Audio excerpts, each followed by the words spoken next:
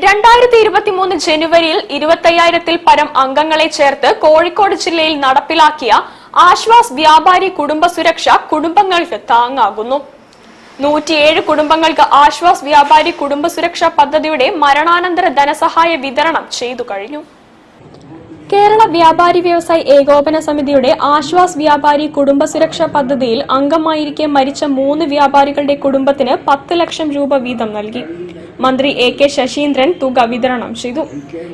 2 വർഷം മുമ്പ് ആരംഭിച്ച ഒരു പദ്ധതിയാണ് ഒരു കുടുംബത്തിന് 10 ലക്ഷം രൂപ നൽകുന്ന ആശ്വാസ പദ്ധതി.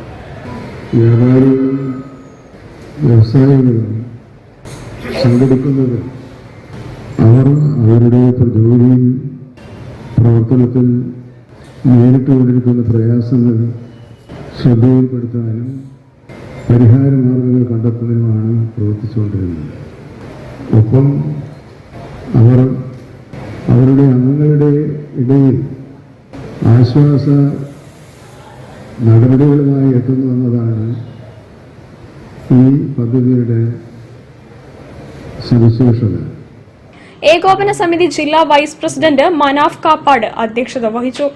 PV ചന്ദ്രൻ, NK Muhammad Ali, PVS Siddique, PK Bapu Haji, Aswas പദ്ധതി ചെയർമാൻ AVM കബീർ, ജില്ലാ general secretary V Sunilkumar, M Babumon, U Abdul Rahman, KP Moideen Koya Haji, KM Haneefa, AK Mansoor, CO Abdul Rahman, MK Iqbal, Sushan Pottakkad, Basheer Ahmed, PM Tausif, Shafeeq Pattatt, PT Abdul Shukoor തുടങ്ങിയവർ പ്രസംഗിച്ചു.